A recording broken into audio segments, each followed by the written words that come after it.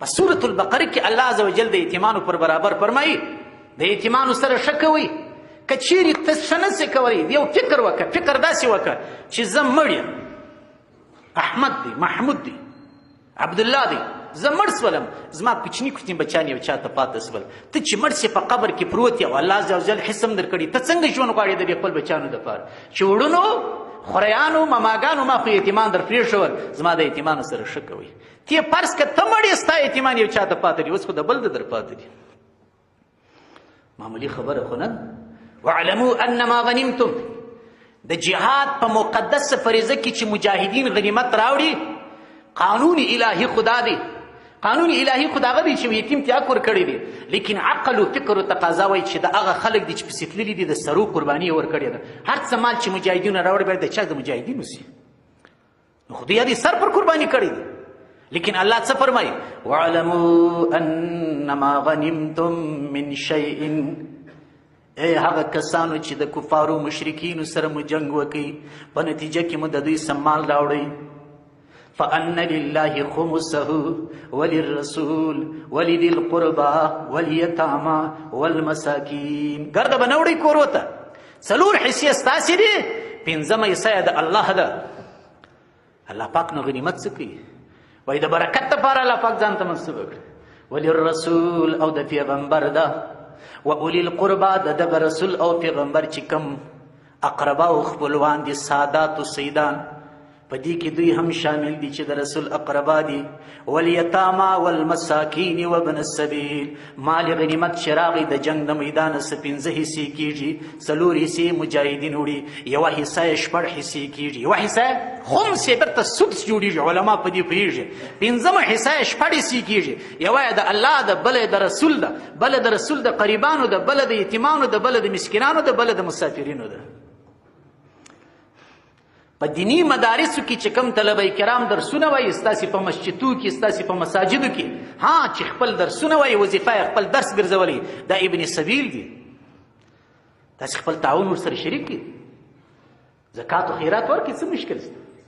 یو څو ورځې ژوند دی تېر بسي، بل ته پاتې شي. داسې انسانان هم سته، ما او ستا په ټولنه کې د لمسي دپاره کوشش کوي د ده زامن کې اخلاص او ولاکه کړي، د لمسیانو دپاره. نو عرض مې څه درته کوئ چې دین اسانه دی، خو چې موږ تاسې ځان عیار کړو. حکیم الامت صاحب فرمایي یو تور حبشي و، یو تور حبشي، تور حبشي را روان دی، پرنګ ډېر سره بدرنګه و، ظاهري سلسله دی، خو انسان د ذاته چې ښایسته دی، په دې ښایسته کې داخل په اصطلاح قبیح الشکل یې بولي علما.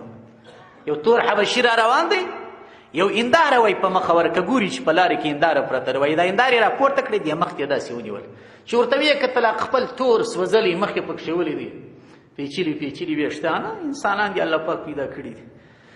نو داسې ورته کتل، بهر ویل هی خواره کوي، دغسې بدشکله انسان پکښې و، نو ځکه یې غورځولې، چې فکر دا نه کوي چې دا زما کسي، وایي بېرته هغه هنداره هلته وغورځول. نو زموږ علما فرمایي چې د دین مثال د هندارې دی، په هندارې کې تاریکه نه راځي، هنداره جوړه د رڼا او رڼا سره. ما او تا چې کله ورته ګورو خپل شکل پکښې ووینو، دا خپل شوم اعمال چې ګوره نن په نړۍ کې څال دی، د مسلمانانو شوم اعمال چې خلک ویني، نو بیا د اسلام سم نفرت پیدا شي. مسلمان غلام کوي، وایي یا ته څنګه مسلمان خو السارق والسارق تفقطعوا، الله وایي که چا غلا وکړه لاس یې ورپرې کړي، غلا مسلمان غلا کوي، مسلمان غصب کوي، مسلمان رشوت خوري، مسلمان اغتیاب کوي، مسلمان سړی ناحقه وژني. نو ما او تا مخ ته د شریعت هندارې ایښې ده، د خپل شوم اعمال پکښې وینو، نو بیا پر چا باندې لګا کړو؟ پر شریعت باندې لګا کړو. حمله بر خود میکنی ای ساده مرد، حمله بر خود میکنی ای ساده مرد، همچو آن شیری که بر خود حمله کرده. وای دا غزمری په شان مه کړئ چې پر ځان خپله حمله کوي، دا غزمری په شان مه کېږي، خپل پر ځان خپله حملې مه کوئ. د الله بندګانو، موږ مسلمانان یو، اسلام زموږ دین دی، کلمه وایي، د امام صاحب په مذهب یو، لیکن خپل پر ځان حملې کوو، خپل په اسلام پسې بد وایو. په اسلام پسې ولې بد وایي؟ په اسلام پسې بد ویل، د اسلام احکامو ته مشکل ویل، دا په حقیقت کې پر ځان حمله ده. حمله بر خود میکنی ای ساده مرد، ته ولې پر ځان حمله کوې؟ څونه ساده انسان یې، همچو آن شیری که بر خود حمله کرده. د هغه زمري په شان مه کېږئ چې خپل پر ځان یې حمله وکړه. پس منظر لري. مثنوي رومي رحمه الله په خپل کتاب مثنوي شریف کې راخیستي دي. مثنوي شریف کې راخیستي په ځنګلي کې وایي ټولو حیوانانو مشوره وکړل چې دا اوس څه سخت ژوند دی. هره ورځ د زمری راپسې دی، یو دوه درې راسه خوري او موږ ګرده په تېښتو یو. افغانستان ژوند ګرده په تېښتو. راسه یو کمیټۍ جوړه کړو، یو مجلس جوړ کړو، شورا جوړ کړو. اوس دا شوراوې ډېرې دي، د پلانکۍ زو شورا ده، د پلانکۍ زو شورا ده. شورا به جوړه کړو. د ځنګله حیواناتو شورا جوړه کړل. فیصله پر دې وسول چې روزانه به یو حیوان درواژ و شیر صاحب ته ورکوو. شیر صاحب زمری صاحب دا تیشتې میشتې به نه وي، بس کورکشي به سره کوو، پچې به سره کوو. نومان به خولۍ مولۍ ته سره اچوو چې د هر یو نوم پورته سو هغه به ورځي. هغه به د زمري په خولۍ ورکوو چې حضرت خورایه دغه دې د نن وظیفه ده. هغه مشوره وسول، په اصطلاح ستاسو په اصطلاح قانون پاس منظور سو. بس روزانه یو حیوان ورستی. نن ډېرې دي حیا یې د ګورخر نوبت دی، نن د وسۍ نوبت دی، نن د سویګي نوبت دی، نن د پلانکي نوبت دی. سلسله شروع ده. بس خیر و خیریت سو. زمری خو سلطان دی د ځنګله، د ځنګله دارالسلطنت د زمري سره وي ګرد عمر. بس دی قرار ناست خپل پر پاچي باندې، بس درواډو روان دی بالا. ولجو روانه ده. نوبت پر سوی باندې راغی. ډېر بیداره دی، خرګوش یې بولي. سوی ته چې نوبت راغی چې حضرت موقع دي ده، نو دا خو قسمت دی، راځي نو ته به ولاړ شې. نن د زمري کاکا نس به ور چرب کړې. هغه ویل زه خو نه ځم. دا څه کوي؟ خو مشوره دې کړې ده. تبلیغي حضرات نه. هغه امیر صاحب خوارکی ولو تبلیغي جماعت لري.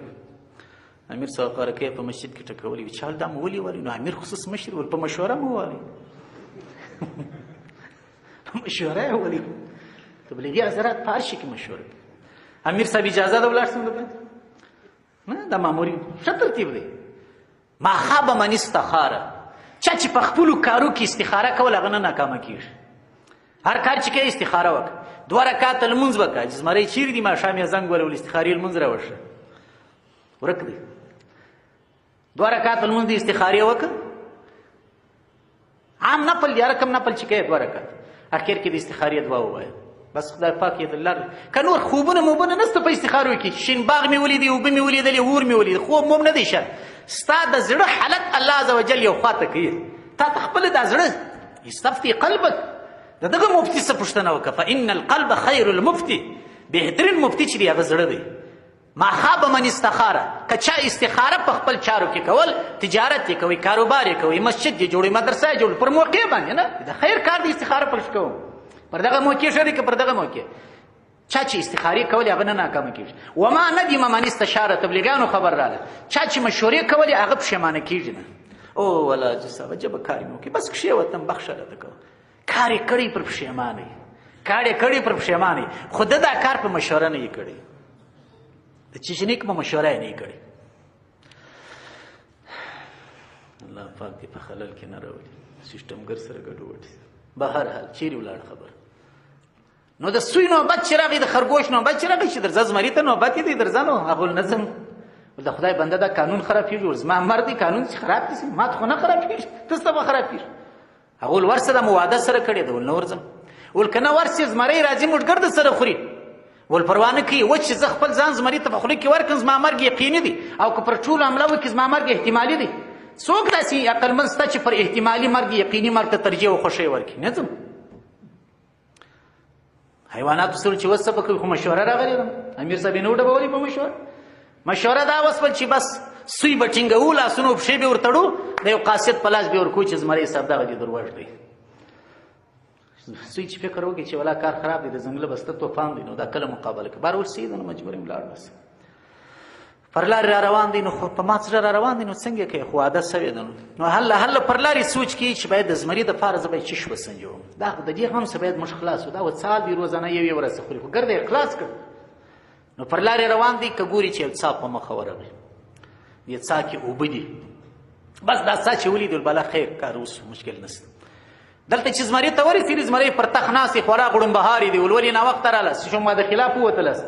خو روزانه باز ما ول جرات له ما به خوړل نه ول ناوخته سو. هغه ول پاچا سلامت بخښه کوه نن مشکل جوړ ستا په پاچ کې. هغه څنګه مشکل ول؟ ته خبر نه ستا په دارالسلطنت کې بل زمری پیدا شوی. نو زه چې باندې رالم هغه ورته نسیه ما ته بیا راکوي دغه زمري خبرې ولاړې نور دغه کار خلاص بل زمری پیدا شو. دوه زمریان شو دوه زمریان دي اوس کم یو بل ساعت ورشوه کې. نو هغه ورشه ولوکې ولدرځه زما په سلطنت کې زه ژوندی یم بل یو به راځي دا خو امکان نه لري. زمریان لا یو بل نه سره مني زمریان. نو هغه وشي والا ورسره روان سو.